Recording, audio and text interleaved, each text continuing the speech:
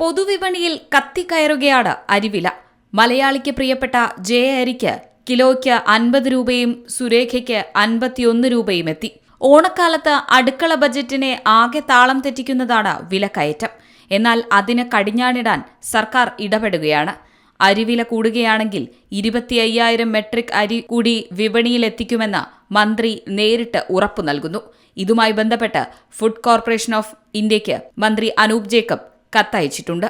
ഓണക്കാലത്ത് അരിവില നിയന്ത്രിക്കണമെന്ന ലക്ഷ്യമിട്ട് നിലവിൽ 1,65,932 മെട്രിക് ടൺ അരിയും 24,506 മെട്രിക് ടൺ ഗോതമ്പും പൊതുവിതരണത്തിന് എത്തിച്ചിട്ടുണ്ട്. വില നിയന്ത്രിക്കാൻ ഇത്രയും അരി പര്യാപ്തമാണ്.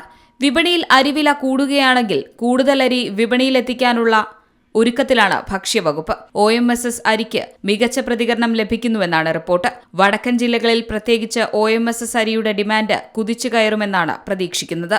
എല്ലാ റേഷൻ കടകളിലും അടിയന്തരമായി സ്പെഷ്യൽ അരി പൂർണ്ണമായും എത്തിക്കും. ഇതുവരെ 2,000 മെട്രിക് ടൺ OMSS അരി വിതരണം ചെയ്തു കഴിഞ്ഞു. ഓരോ റേഷൻ കാർഡിനും ലഭ്യമാക്കേണ്ട അരിയുടെ അളവിൽ ഒട്ടും കുറവ് വരുത്തിയിട്ടില്ലെന്നാണ് റിപ്പോർട്ട്. വിലയിലും യാതൊരു മാറ്റവുമില്ല. സപ്ലൈകോ ഔട്ട്ലെറ്റ് വഴി സെപ്റ്റംബറിലെ അരിയും ഈ മാസം വാങ്ങാം.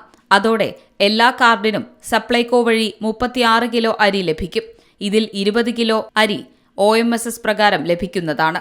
ഓണക്കാലത്ത് റേഷൻ അരിയുടെ വില 10 രൂപ 90 പൈസയിൽ നിന്ന് 26 വർദ്ധിപ്പിച്ചുവെന്നത് കള്ളപ്രചാരണമാണെന്നും ഔദ്യോഗിക വൃത്തങ്ങൾ വ്യക്തമാക്കുന്നു.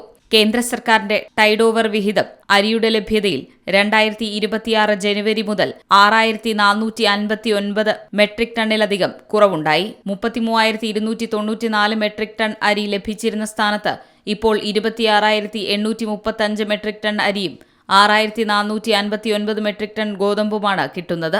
കഴിഞ്ഞ സർക്കാർ ആവശ്യപ്പെട്ടതനുസരിച്ചാണ് കേന്ദ്രം അരിവിഹിതം കുറയ്ക്കാൻ കാരണം.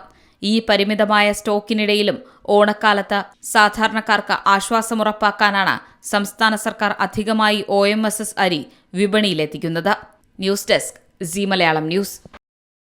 ഏറ്റവും പുതിയ വാർത്തകളും വിശേഷങ്ങളും വിരൽത്തുമ്പിലറിയാൻ സീ മലയാളം ന്യൂസ് എല്ലാ ഡിജിറ്റൽ പ്ലാറ്റ്ഫോമുകളിലും ലഭ്യം.